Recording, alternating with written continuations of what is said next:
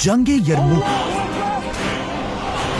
मुसलमानों की तारीख की सबसे बड़ी और सबसे फेमस जंग, जिसमें एक तरफ रोमन एम्पायर अपनी फुल ताकत के साथ 2 लाख की फौज लेकर खड़ी थी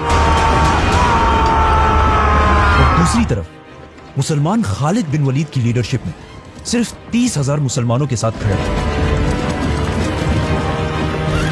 but wait, Khalid bin Walid को तो इस जंग से पहले ही आर्मी चीफ के ओहदे से हटा दिया गया था, तो फिर वो इस जंग के लीडर आखिर बने कैसे?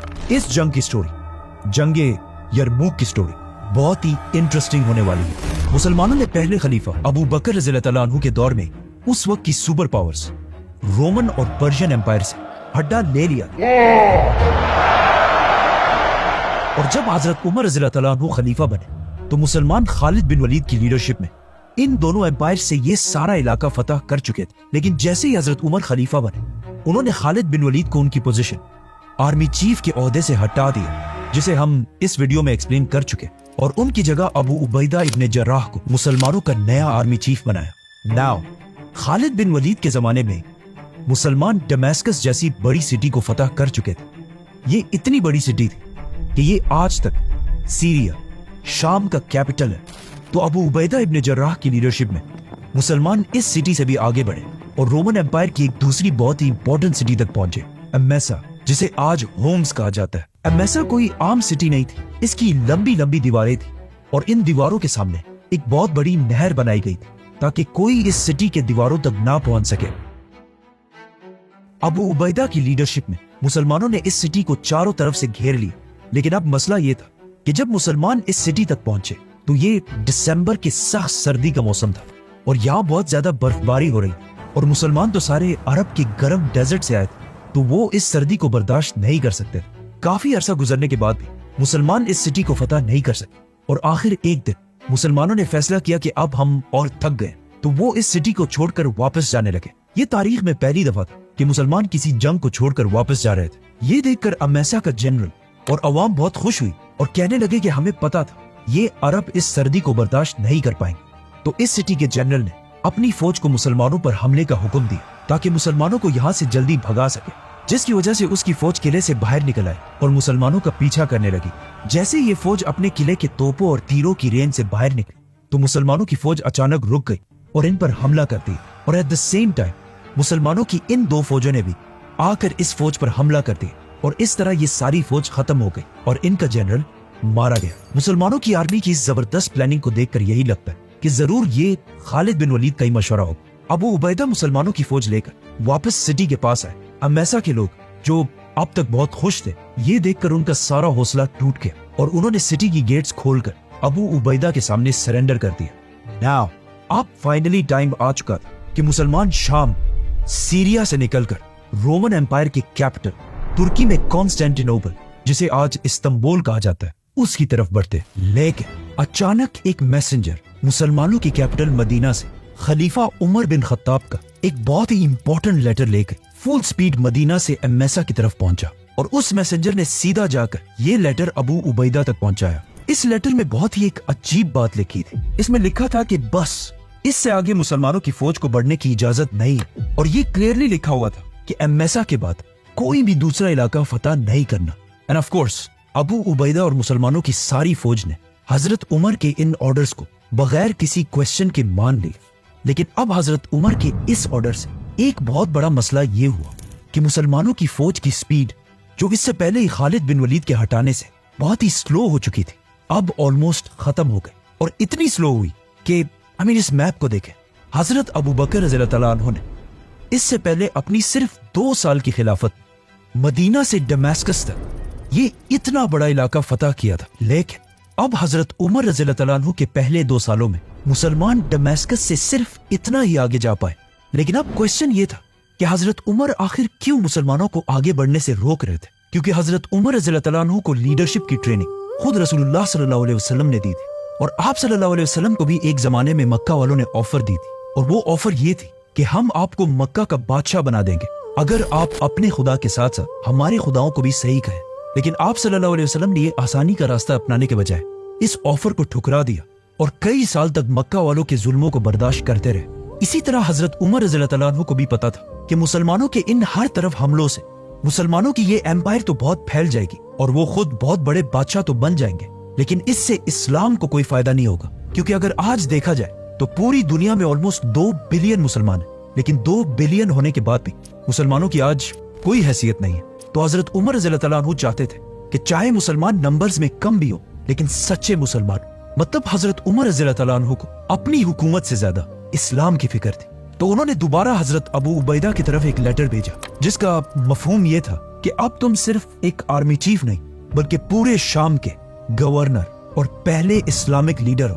तो अब सिर्फ जंगों से ज्यादा लोगों को इस्लाम सिखाओ। और यहीं से पहली बार अरब से बाहर लोग इस्लाम के सिस्टम को जानने लगे। इससे पहले हजरत अबू बकर रज़ियल्लाहु तआला अन्हु के दौर में मुसलमान इतनी टेंस सिचुएशन में थे कि उन्हें इन नए इलाकों में इस्लामिक निजाम कायम करने का टाइम नहीं मिला। तो अब हजरत उमर रज़ियल्लाहु तआला अन्हु ने पहली बार दुनिया के सामने एक नया सिस्टम रखा, खिलाफत का सिस्टम। और हजरत उमर रज़ियल्लाहु तआला अन्हु ने बहुत सोच समझ के हजरत अबू उबैदा को इस काम के लिए चूज किया, क्योंकि अबू उबैदा इब्न जर्राह रज़ियल्लाहु तआला अन्हु इस्लाम के पहले 10 मुसलमानों में से थे और इस्लाम लाने के बाद वो रसूलुल्लाह सल्लल्लाहु अलैहि वसल्लम की हर डिसीजन में उनके साथ शामिल थे और इस्लाम के साथ इतने लॉयल थे कि जब जंग बदर में मुसलमान और काफिर एक दूसरे के सामने हुए तो अबू उबैदा के वालिद दुश्मनों की फौज में थे और फिर जब जंग शुरू हुई तो अबू उबैदा के वालिद उन्हीं के हाथों से मारे गए, जिसके बाद इनकी इस्लाम के साथ कमिटमेंट पर किसी को कोई शक नहीं था। इसीलिए हजरत उमर रज़ियल्लाहु तआला अन्हु ने खालिद बिन वलीद को हटाकर इन्हें मुसलमानों का नया लीडर बनाया, क्योंकि अब जंग से ज्यादा एक ऐसे लीडर की जरूरत थी जो लोगों को इस्लाम का असल मकसद सिखा सके। तो हजरत अबू उबैदा रज़ियल्लाहु तआला अन्हु ने पूरे शाम को छोटे हिस्सों में डिवाइड करके यहाँ के नए गवर्नर्स लगाए और खुद सबसे फ्रंट वाली सिटी एमेसा में अपना नया हेडक्वार्टर बनाया, ताकि अगर मुसलमानों को कोई भी खतरा हो तो सबसे पहले इनको पता चले। और अपने right hand Khalid bin Walid को शाम के असल कैपिटल दमश्क का गवर्नर बनाया और आमर इब्न आस को उर्दन जॉर्डन का गवर्नर लगाया। और इन इलाकों में बिल्कुल इस्लाम के सिस्टम के मुताबिक ज़कात और जिज़िये का सिस्टम राइज किया, इस्लामिक कोर्ट्स और अदालतें भी बनाई और इवन एक पुलिस का सिस्टम भी बनाया। और सबके सामने यहाँ के ताकतवर लोगों को उनकी पोजीशन से हटाकर आम लोगों की तरह उनको सजाएं दी। ये सब जब रोमन एम्पायर की अवाम ने देखा तो वो हैरान हुए कि ये लोग तो हमारी पिछली हुकूमत से बहुत बेहतर है। आखिर 1 साल से भी ज्यादा अरसा गुजर गया और मुसलमानों ने एमेसा के बाद और कोई भी सिटी फतह नहीं बल्कि इस टाइम को यूज करके अपने इस एम्पायर को मजबूत करने की कोशिश की। लेकिन इस सारे टाइम से ऑलमोस्ट 1 साल से रोमन एम्पायर के बादशाह को भी टाइम मिला कि वो मुसलमानों के खिलाफ एक बहुत बड़ी फौज बना सके। लेकिन अब रोमन एम्पायर इतनी कमजोर हो चुकी थी कि मजबूरन रोमन एम्पायर के बादशाह हरकल हेराक्लियस ने एक ऐसा काम किया जो इससे पहले सोचना भी इम्पॉसिबल था। हुआ यूं कि रोमन एम्पायर के बादशाह हरकल ने पर्शियन एम्पायर के बादशाह की तरफ पहली बार दोस्ती का हाथ बढ़ाया और सिर्फ यही नहीं बल्कि अपनी पोती की शादी भी पर्शियन एम्पायर के बादशाह से कराई। और इस तरह तारीख में पहली बार रोमन और पर्शियन एम्पायर सिर्फ दोस्त नहीं बल्कि रिश्तेदार बन गए। ये बहुत ही इम्पॉसिबल बात थी, क्योंकि इससे पहले रोमन और पर्शियन एम्पायर पिछले 800 साल से एक दूसरे के बहुत बड़े दुश्मन थे। लेकिन अब इन दोनों एम्पायर्स में मुसलमानों का इतना खौफ बैठ चुका था कि इन्होंने पिछले 800 साल की दुश्मनी बुलाकर एक दूसरे के साथ दोस्ती कर ली। ये ऐसा ही था जैसे आज पाकिस्तान और इंडिया किसी और के खिलाफ एक हो जाए, और इवन वर्स फलस्तीन और इजराइल किसी दूसरे के खिलाफ एक दूसरे के दोस्त बन जाए, जो इम्पॉसिबल। लेकिन हजरत उमर रज़ियल्लाहु तआला अन्हु की खिलाफत मुसलमानों के खौफ ने इन्हें एक होने पर मजबूर कर दी। तो अब इन दोनों एम्पायर्स ने मिलकर मुसलमानों के खिलाफ अपनी अपनी एम्पायर्स में बहुत बड़ी फौज जमा करना शुरू कर दी, जिसके बाद जंगे यरमुक और जंगे कादसिया जैसी अजीम जंगें लड़ी गई। रोमन बादशाह ने अंताकिया में अपने सारे जनरल्स की एक मीटिंग बुलाई, जिसमें उसने एक सिंपल सा क्वेश्चन पूछा कि आखिर क्या वजह है कि हम इन मुसलमानों से नंबर्स में ज्यादा होने के बावजूद हर जंग में हार जाते हैं। जिस पर उनके सारे जनरल्स ने एक ही जवाब दिया कि मुसलमानों की फौज का जो आर्मर होता है वो हमारी फौज से बहुत ही हल्का होता है, इसीलिए उनकी स्पीड हमेशा हमसे बहुत तेज होती है। और मुसलमान हमसे कभी एक जंग में नहीं लड़ते बल्कि हमेशा छोटे छोटे ग्रुप्स में लड़ते। तो रोमन बादशाह ये सब सुनकर अपने तख्त से खड़े हुए और कहा कि अब इन सारी बातों का सिर्फ एक ही हल है, और अगर तुम मेरे जनरल्स हमेशा के लिए अरबों की गुलामी से बचना चाहते हो तो पूरी रोमन फौज को इधर अंताकिया में जमा होने का हुक्म दो। और साथ ही उसने अपने सारे सूबों के गवर्नर्स की तरफ लेटर्स भेजे कि जो भी नौजवान जंग करने के काबिल हो उसे चाहते या ना चाहते हुए रोमन एम्पायर की फौज में शामिल करके अंताकिया की तरफ भेजा जाए। जिसकी वजह से अंताकिया में रोमन एम्पायर की एक बहुत बड़ी फौज, लाखों की फौज जमा होने लगी। और इनका प्लान ये था कि अब मुसलमानों की इन छोटी छोटी ट्रिक्स से निकलकर आमने सामने होकर एक बहुत बड़ी जंग लड़ी जाए। अब जब ये सब कुछ यहाँ पे हो रहा तो वहाँ एमेसा में मुसलमानों के जनरल अबू उबैदा इब्न जर्राह को रोमन बादशाह के हर मूव की खबर मिलती जा रही थी, जिससे वहां पर मुसलमान बहुत ही टेंशन में थे कि अब आखिर हम क्या करेंगे, इतनी बड़ी फौज का मुकाबला कैसे करेंगे, क्योंकि अब हर तरफ से रोमन एम्पायर मुसलमानों से बदला लेने के लिए इनकी तरफ बढ़ रही थी। मुसलमानों की इस घबराहट को देखकर अबू उबैदा ने जल्दी से एक दूसरी मीटिंग बुलाई और अपने सारे जनरल्स को बुलाकर पूछा कि अब हमें इतनी बड़ी फौज के सामने क्या करना चाहिए, जिस पर सारे जनरल्स के मशवरे से यह फैसला किया गया कि हमें एमेसा, जिसे आज के जमाने में होम्स कहा जाता है, इस सिटी को बगैर किसी लड़ाई के छोड़कर यहां से वापस दमिश्क की तरफ जाना चाहिए, जिधर उस वक्त खालिद बिन वलीद अपनी फौज के साथ मौजूद थे। लेकिन जाने से पहले अबू उबैदा इब्न जर्राह ने इस सिटी के फाइनेंस मिनिस्टर को बुलाया और उसे ऑर्डर्स दिए कि यहाँ जितने लोगों से भी जिजिया टैक्स लिया गया था उन सब को वो पैसे वापस कर दिए जाए, क्योंकि ये जिजिया टैक्स हमने इनकी हिफाजत के लिए लिया था और अब जब हम इनकी और हिफाजत नहीं कर सकते तो इस टैक्स पर भी अब हमारा कोई हक नहीं है। तो इधर मुसलमान इस सिटी को छोड़कर जाने की तैयारी कर रहे थे और वहां वो फाइनेंस मिनिस्टर अपनी टीम के साथ एमेसा के हर घर घर तक जाकर लोगों को उनके टैक्स के पैसे वापस दे रहा था।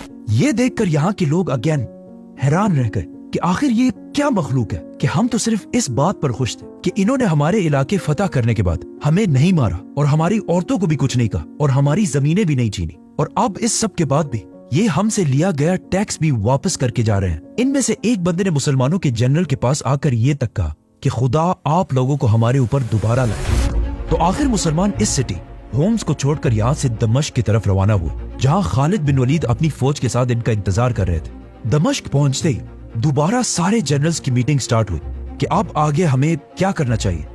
अब जब ये मीटिंग चल ही रही थी कि अचानक एक मैसेंजर जॉर्डन उर्दन से अम्र इब्न आस का लेटर लेकर अबू उबैदा के पास पहुंचा, और इस लेटर में लिखा था कि रोमन एम्पायर की फौज की ताकत को देखकर सिर्फ जॉर्डन में नहीं बल्कि हर तरफ बहुत सारे क्रिश्चियंस बगावत कर रहे हैं। और अब जब उन्होंने ये भी देखा कि मुसलमान उस फौज के डर से एमेसा छोड़कर वापस आ चुके हैं तो उनका कॉन्फिडेंस और भी बढ़ चुका है और हर तरफ इन बगावतों को कंट्रोल करना बहुत मुश्किल हो चुका है। अब मुसलमान दोनों तरफ से फंस चुके थे, मतलब इनके सामने रोमन एम्पायर की 2 लाख की फौज इनके तरफ बढ़ रही थी और इनके पीछे हर तरफ लोग बगावतें कर रहे थे।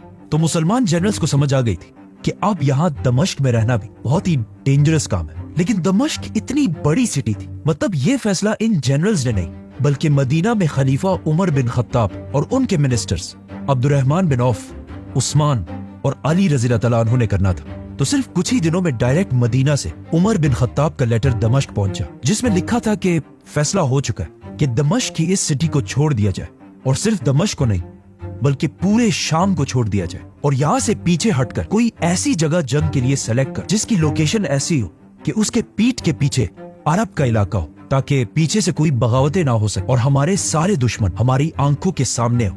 तो फौरन हजरत उमर रज़ी अल्लाह अन्हु के इस ऑर्डर पर काम शुरू हो गया और मुसलमान दमिश्क को छोड़कर पीछे हटे और जॉर्डन में अम्र इब्न आस की फौज की तरफ रवाना हुआ। बट जाने से पहले यहाँ के सारे लोगों से भी जो टैक्स लिया गया था, अबू उबैदा ने वो टैक्स वापस करने का हुक्म दिया। और यहाँ के लोग भी हैरान हुए कि ये कौन लोग हैं आखिर मुसलमानों की ये फौज और अम्र इब्न आस की फौज यरमूक के दरिया के पास एक दूसरे के साथ मिल गई, और साथ ही शाम में मुसलमानों की जितनी भी फौज वो सारे भी आकर मुसलमानों की इस फौज के साथ शामिल हो और ये सब रोमन एम्पायर की फौज का इंतजार करने लगे। वहाँ मदीना में भी हजरत उमर रज़ी अल्लाह अन्हु और उनके सारे मिनिस्टर्स बहुत टेंशन में थे कि अब इतनी बड़ी फौज का मुकाबला कैसे करेंगे, क्योंकि ये अब तक इस्लाम की तारीख की सबसे बड़ी जंग थी। तो उन्होंने इस फौज की मदद के लिए मदीना में इस फौज के लिए लोग जमा करना शुरू कर दिए।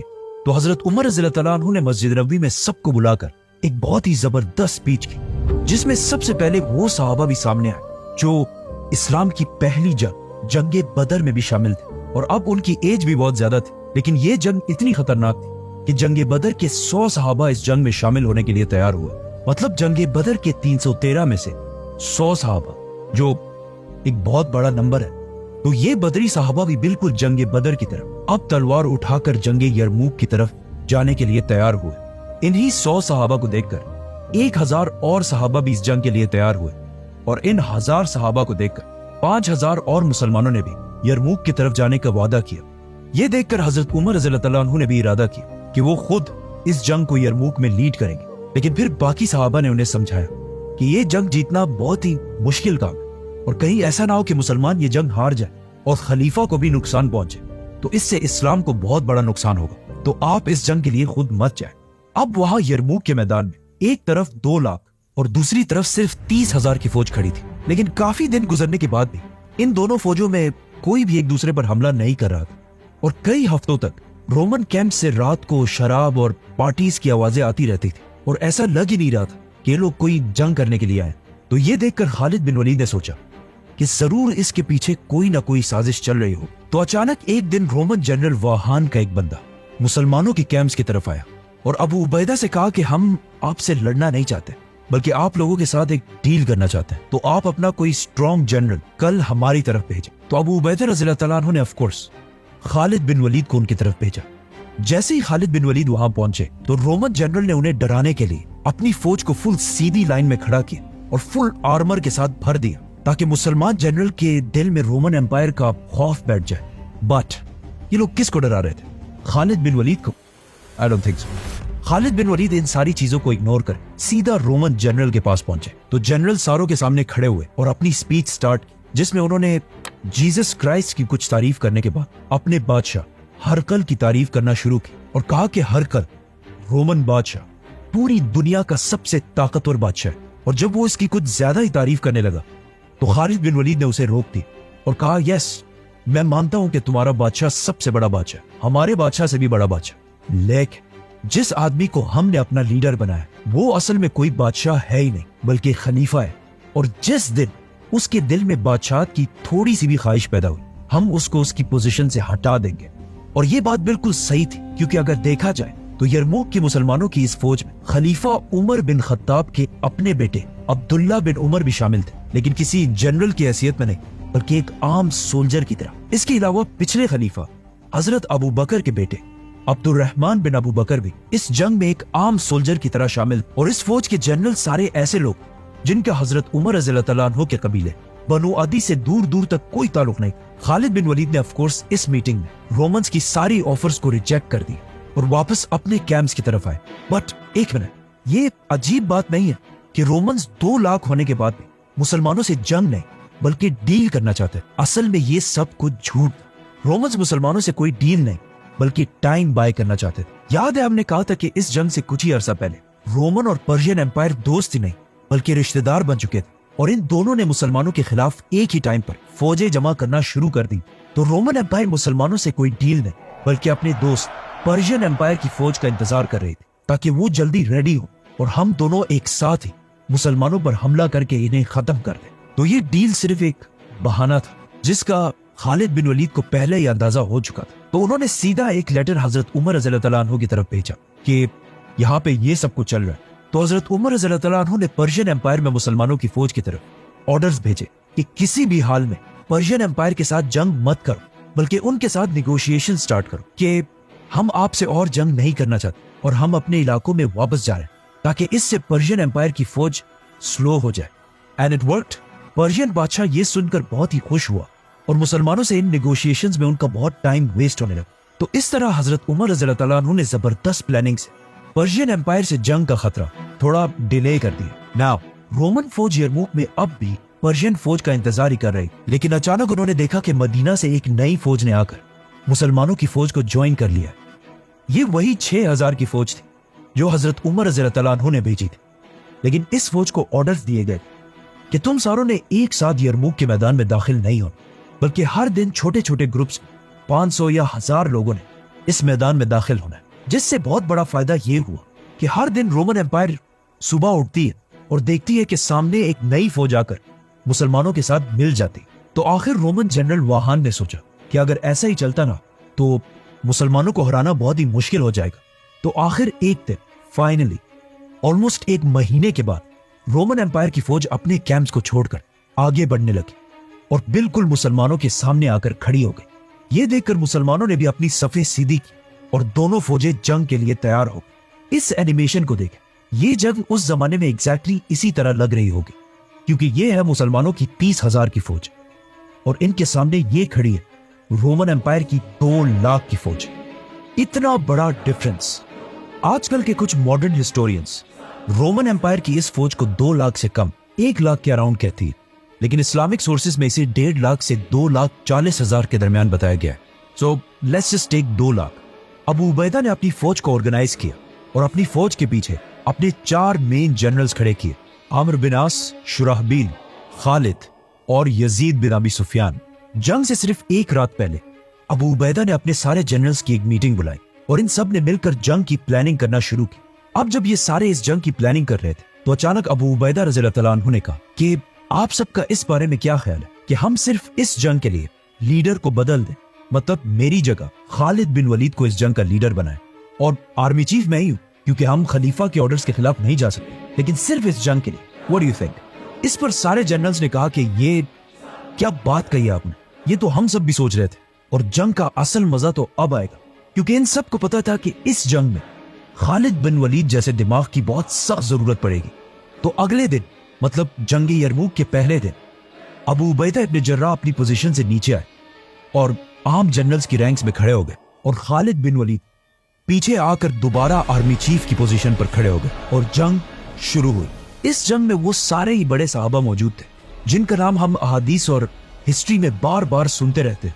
फॉर एग्जाम्पल अबू जर गफ्फारी, अबू हुरैरा, अब्दुल्लाह बिन उमर, अबू अयूब अंसारी और 70 साल की उम्र में अम्मार बिन यासिर, जिनके माँ बाप इस्लाम के पहले शोहदा थे, ये सब इस जंग में मौजूद। और अबू बकर, उमर और उस्मान रज़ियल्लाहु तआला अन्हु के बेटे भी इस जंग में शामिल थे। जंग का पहला दिन 15 अगस्त साल 636 था, मतलब हजरत उमर रज़ियल्लाहु तआला अन्हु की खिलाफत को 2 साल हो चुके थे। रोमन फौज ने नंबर्स में ज्यादा होने की वजह से पहले मुसलमानों पर हमला कर दिया और बहुत देर तक लड़ाई हुई, लेकिन इस दिन दोनों फौजों को कोई खास नुकसान नहीं हुआ, क्योंकि दोनों ही फौजें एक दूसरे की ताकत और हिम्मत को टेस्ट कर रहे थे। और शाम होते ही दोनों फौजें अपनी अपनी पोजीशंस पर वापस चली गई। इस जंग में एक रोमन सोल्जर जॉर्ज भी शहीद हुआ, क्योंकि जंग से पहले ही जॉर्ज रोमन आर्मी को छोड़कर इस्लाम कबूल करके मुसलमानों के साथ शामिल हो गए और अपने इस्लाम के पहले ही दिन शहीद हो गए। जंग के दूसरे दिन रोमन एम्पायर ने मुसलमानों को सरप्राइज करने के लिए फजर के नमाज के डायरेक्ट बाद मुसलमानों पर हमला कर दिया। बट खालिद बिन वलीद को इस सब का पहले ही अंदाजा था, तो उनके पहुंचने से पहले मुसलमान जंग के लिए बिल्कुल रेडी खड़े। इस बार रोमन्स ने बिल्कुल जोर से हमला किया और आखिर थोड़ी जंग के बाद मुसलमानों की राइट साइड पर, जिसे आमिर बिन आस लीड कर रहे थे, इतना प्रेशर पड़ा कि वो आहिस्ता आहिस्ता मेन लाइन से पीछे हटने लगे और आखिर इतना पीछे तक आ गए कि बिल्कुल मुसलमानों के कैंप्स तक पहुंच गए, जहां मुसलमानों की औरतें और फैमिलीज मौजूद थी। क्योंकि मुसलमान पिछले 3 सालों से रोमन एम्पायर के अंदर रह रहे थे, तो इनके साथ इनकी फैमिलीज भी अरब को छोड़कर यहीं पर आबाद हो चुकी। जब इन औरतों ने देखा कि मुसलमान जंग से आहिस्ता आहिस्ता पीछे हट, तो उन्होंने अपने कैंप्स के सामने बहुत सारे ऊंटों को लाइन में खड़ा करके ऑलमोस्ट एक दीवार बना दी और खुद तलवार उठाकर रोमन एम्पायर की फौज के सामने जंग में कूद पड़े, जो इससे पहले कभी भी नहीं हुआ था। और कुछ औरतें अपने कैंप से मुसलमान मर्दों पर पत्थर फेंकने लगी और कुछ ऐसे अशार पढ़ने लगी ताकि मुसलमान मर्दों को जंग से पीछे हटने में शर्म आए और वो आगे बढ़े। And it worked. मुसलमानों की फौज और पीछे हटने से रुक गई और अपनी जगह पर मजबूती से खड़ी हो गई। और उसी टाइम खालिद बिन वलीद अपनी फौज लेकर मुसलमानों की राइट साइड की हेल्प के लिए पहुंचे और फिर आमिर इब्न आस और खालिद रज़ियल्लाहु तआला अन्हु ने मिलकर रोमन एम्पायर की फौज को वापस धकेल दिए और वहीं पर वापस लेके आए जहां से जंग शुरू हुई। अब जब जंग दोबारा नॉर्मल हुई तो अचानक मुसलमानों की लेफ्ट साइड, जिसे यजीद बिन अबी सुफियान लीड कर रहे, और बर्दाश्त ना कर सकी और ये भी बिल्कुल उसी तरह आहिस्ता आहिस्ता अपने कैंप्स तक पहुंच गए, जहां एक बार फिर मुसलमान औरतों ने तलवार उठाकर रोमन एम्पायर के खिलाफ जंग में शामिल हो गए और बाकी औरतें फिर इन पर पत्थर फेंकने लगे और कुछ ऐसी पोएट्री करने लगे जिससे मुसलमानों का हौसला बढ़ सके। और कहा जाता है कि इन औरतों में से एक हिंदा भी थी, जिन्होंने जोर से एक पत्थर अबू सुफियान की तरफ फेंका और कहा कि अब जाकर अपने उन गुनाहों को साफ करो जो तुमने इस्लाम लाने से पहले किए थे। इस सब के बाद ये फौज भी अपनी जगह पर स्टेबल हो गई। तो ये देखकर Khalid bin Waleed again right side से फुल स्पीड लेफ्ट साइड की मदद के लिए अपनी फौज के साथ दोबारा पहुंचे और फिर इस फौज को भी पीछे हटाकर जंग दोबारा वही ले गए जहां से शुरू हुई। और फिर थोड़ी देर शाम होने के बाद रोमन फौज विदाउट गेनिंग एनीथिंग वापस अपने कैंप्स की तरफ चली गई। यरमूक के तीसरे दिन रोमन एम्पायर ने दोबारा मुसलमानों पर हमला किया और अगेन थोड़ी सी जंग के बाद उसी तरह मुसलमानों की राइट साइड दोबारा पीछे हटने लगी लेकिन इन्हें इस बार ऑर्डर्स दिए जा चुके थे कि पिछले दफा की तरह सीधी लाइन में पीछे नहीं हटना, बल्कि एक स्पेसिफिक एंगल में हटना है, ताकि रोमन्स की पूरी फौज दो में डिवाइड हो जाए और खालिद बिन वलीद सेंटर से इन पर हमला कर सके। तो मुसलमान फौज ने भी एग्जैक्टली ऐसा ही किया। इसी तरह मुसलमान और रोमन्स शाम तक लड़ते रहे और दोनों साइड से बहुत सारे लोग मारे गए और शाम होते ही रोमन फौज दोबारा अपने कैंप्स की तरफ वापस चली गई। जंग यरमुक का चौथा दिन इस जंग का सबसे खतरनाक दिन था, जिसे आज भी the day of lost eyes कहा जाता है। इस बार रोमन जनरल वाहान ने अपनी स्ट्रेटजी बिल्कुल बदल दी और सुबह होते ही सिर्फ अपनी लेफ्ट साइड की फौज को मुसलमानों पर हमले का हुक्म दिया और दूसरी फौज को आहिस्ता आहिस्ता लेकर आगे बढ़ने लगा। वाहान का यह प्लान बहुत ही जबरदस्त था, क्योंकि कुछ ही देर के बाद अगेन मुसलमानों की राइट साइड जंग से पीछे हटने लगी। खालिद बिन वलीद ने यह देखकर सिचुएशन संभालने के लिए अबू उबैदा और यजीद को हुक्म दिया कि यही खड़े रहने के बजाय तुम रोमन फौज पर हमला कर दो, और खुद राइट साइड पर मुसलमानों की मदद के लिए पहुंचे। अबू उबैदा और उसकी फौज ने आगे जाकर रोमन एम्पायर को काफी देर तक रोका रखा और काफी देर तक जंग इसी तरह चलती रही। आखिर रोमन जनरल ने अपने आर्चर्स को आगे किया और उन्होंने अबू उबैदा की फौज पर तीर बरसाना शुरू कर दिया, जिससे बहुत सारे मुसलमान शहीद हुए और जो मुसलमान बच गए उनमें से 700 लोगों के आंखों में तीर लगी, जिससे वो ऑलमोस्ट ब्लाइंड हो गए, जिससे मजबूरन अबू उबैदा की फौज आहिस्ता आहिस्ता पीछे हटने लगी। अब चौथे दिन पहली बार मुसलमानों की राइट और लेफ्ट दोनों फौजें इतने पीछे चली गई कि दोनों फौजें अपनी कैंप्स तक पहुंच गई और वहां एक बार फिर औरतों ने अपने कैंप से निकलकर तलवार उठाकर रोमन एम्पायर के खिलाफ लड़ना शुरू कर दिया और बाकी औरतों ने दोबारा मुसलमानों पर पत्थर फेंकना शुरू कर दिए ताकि उनकी अरब गैरत जाग सके। यरमुक के इस जंग में मुसलमान औरतों के इस रोल से बाद में एक मुसलमान सोल्जर ने यह भी कहा कि उस दिन यरमुक के दिन हमें रोमन एम्पायर की फौज से इतना डर नहीं लगता जितना इन औरतों की बातों और पत्थरों से लगता था। इसी तरह मुसलमानों की फौज रोमन एम्पायर से बहुत छोटी होने के बाद भी अपनी जगह पर मजबूती से खड़ी हो गई, जिस पर रोमन सोल्जर्स भी हैरान थे कि हम इनसे इतना ज्यादा होने के बाद भी इन्हें आखिर क्यों पीछे नहीं हटा पा रहे। और आखिर कुछ ही देर बाद शाम हो गई और रोमन फौज 2 लाख होने के बावजूद अब तक कुछ हासिल ना कर सकी और मजबूरन उन्हें जंग से पीछे हटना पड़ा। रोमन एम्पायर की फौज और जनरल का ख्याल था कि ये ज्यादा से ज्यादा 1 या 2 दिन की लड़ाई होगी, लेकिन मुसलमानों के हौसले और जज्बे को देखकर रोमन एम्पायर का मोराल बिल्कुल डाउन हो गया। मुसलमानों को भी इस चौथे दिन सबसे ज्यादा नुकसान हुआ और जब मुसलमान अपने शहीदों को जंग से उठाने के लिए गए तो उन्हें इन्हीं शहीदों में से इक्रमा बिन अबू जहल भी मिला, जो इस जंग में बहुत बहादुरी से लड़े थे और जंग के दरमियान ही शहादत की कसम उठा चुके थे। मतलब कितनी अजीब बात, ये इक्रमा अबू जहल का बेटा था जो इस्लाम का सबसे बड़ा दुश्मन था, और अब उसी अबू जहल के बेटे ने इस्लाम के लिए अपनी जान भी कुर्बान कर दी थी। चौथे दिन के बाद रात को वाहान ने अपने सारे जनरल्स की मीटिंग बुलाई और पूछा कि ये आखिर ये क्या हो रहा है, हम क्यों नहीं जीत पा रहे। तो उसे बताया गया कि मुसलमान तो पीछे हटने वाले नहीं है और अब हमारी फौज भी बहुत ज्यादा थक चुकी है और लड़ाई के काबिल नहीं रही। तो अपने सारे जनरल्स के मशवरे से वाहान ने आखिर एक फैसला किया। 5वां दिन शुरू होते ही मुसलमान बिल्कुल रेडी जंग के लिए खड़े थे, लेकिन उस दिन रोमन एम्पायर ने हमला किया ही नहीं, बल्कि अपनी तरफ से एक मैसेंजर मुसलमानों की तरफ भेजा, जिसने खालिद बिन वलीद को बताया कि रोमन फौज अब और जंग नहीं करना चाहती, तो बस हम इस जंग को इधर ही खत्म कर देते, किसी और दिन फिर दोबारा लड़ लेंगे। मुसलमान इसके बाद भी उसी तरह अपनी लाइंस बनाकर खड़े रहे, लेकिन 5वें दिन कोई लड़ाई नहीं हुई। तो खालिद बिन वलीद ने अपने सारे जनरल्स को मीटिंग के लिए बुलाया और उन्हें रोमन्स की इस ऑफर के बारे में बताया। तो कुछ जनरल्स ने बताया कि सिर्फ रोमन्स ही नहीं बल्कि मुसलमान भी काफी थक चुके हैं, तो हमें चाहिए कि हम इस ऑफर को मान लें। लेकिन अबू उबैदा और खालिद बिन वलीद दोनों की राय ये थी कि जंग तो अभी सिर्फ शुरू हुई है। तो सारों की बातें सुनने के बाद खालिद बिन वलीद खड़े हुए और उन्हें बताया कि अब तक हमारी स्ट्रेटेजी यही थी कि हम इन पर हमला नहीं करेंगे और अपनी जगह पर खड़े रहकर सिर्फ इन्हें थकाएंगे, और जब ये लड़ लड़ कर थक जाएंगे तब हमारी असल गेम शुरू होगी। तो खालिद बिन वलीद ने रोमन जनरल की ऑफर रिजेक्ट कर दी और सारी मुसलमानों की फौज को हमले के लिए रेडी रहने का हुक्म भेजा। छठे दिन रोमन फौज के बजाय एक यंग रोमन वॉरियर ग्रेगरी, जो बहुत ही पावरफुल सोल्जर था, अपनी फौज से सामने आया और मुसलमानों के जनरल को चैलेंज किया। तो पहली बार अबू उबैदा इब्न जर्राह उससे जंग के लिए आगे बढ़े, लेकिन खालिद बिन वलीद ने एकदम उन्हें रोक दिया कि आपकी उम्र 50 साल के करीब है, आप कैसे इस यंग लड़के से लड़ पाएंगे। तो अबू उबैदा ने जवाब दिया कि अगर मैं नहीं गया तो लोग कहेंगे कि मुसलमानों का जनरल एक छोटे से लड़के से डर गया और इन केस अगर मैं इस लड़ाई में शहीद हो जाऊं तो मैं तुम्हें, खालिद को, अपने बाद आर्मी चीफ नॉमिनेट करता हूं। यह कहकर अबू उबैदा मुसलमानों की फौज से आगे बढ़े और लड़ाई शुरू हुई। काफी देर लड़ाई होने के बाद आखिर ग्रेगरी लड़ाई छोड़कर अपनी फौज की तरफ भागने लगा, लेकिन यह सिर्फ एक ट्रिक। जैसे ही अबू उबैदा उसके पीछे गए, उसने एकदम पीछे मुड़कर तलवार से फुल स्पीड उनकी तरफ वार की, लेकिन at the last second Abu Ubaida ने उसे डॉज करके अपनी तलवार से उसकी गर्दन उड़ा दी। ये देखकर पीछे खड़े खालिद बिन वलीद जोर से अल्लाहु अकबर का नारा लगाया और उन्हीं के साथ पूरी मुसलमान फौज नारे लगाने लगी।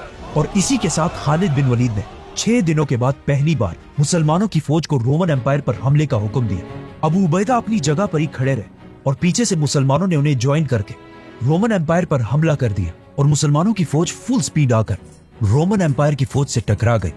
लेकिन मुसलमानों की इस सारी एक्साइटमेंट और जज्बे के बाद भी रोमन एम्पायर की फौज मुसलमानों से इतनी ज्यादा थी कि मुसलमान उन्हें ज्यादा कोई नुकसान नहीं पहुंचा पाए और काफी देर तक जंग इसी तरह चलती रही और बहुत सारे मुसलमान शहीद होने लगे।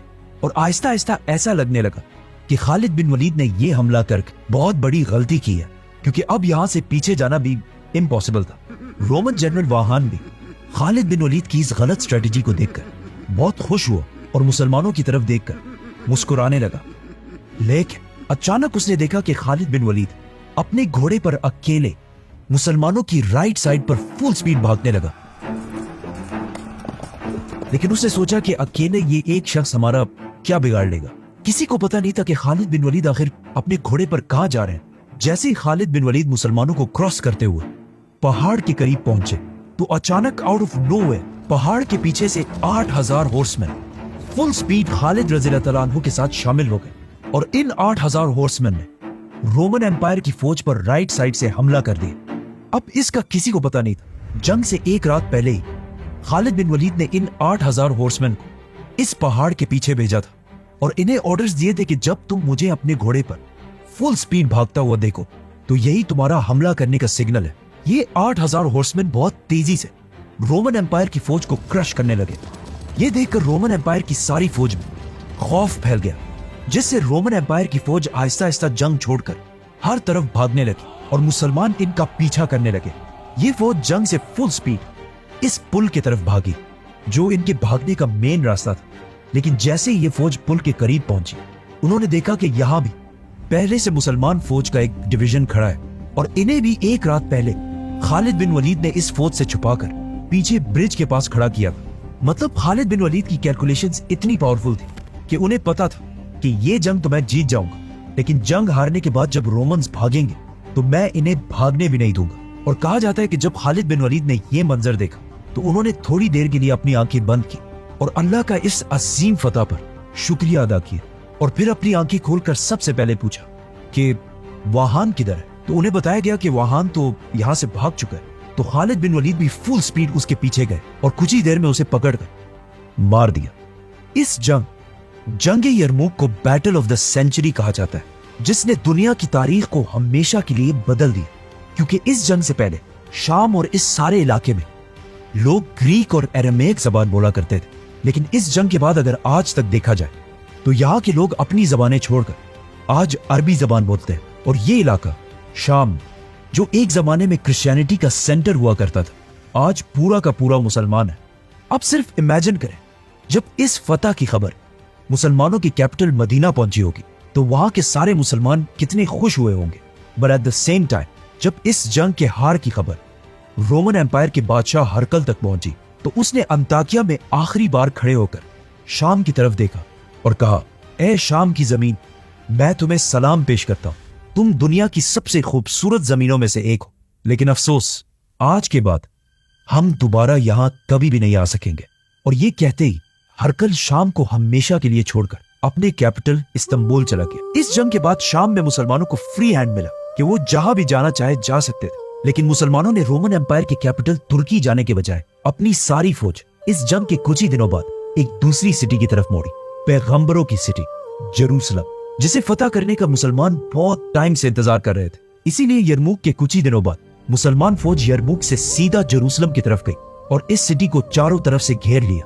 लेकिन मुसलमानों के इस खिलाफत के सारे मसले यरमुक के साथ खत्म नहीं हुए, क्योंकि जंग यरमुक के सिर्फ 2 महीने बाद मुसलमानों की तारीख की दूसरी सबसे बड़ी जंग शुरू होने वाली थी, जिसे जंगे कादसिया कहा जाता है।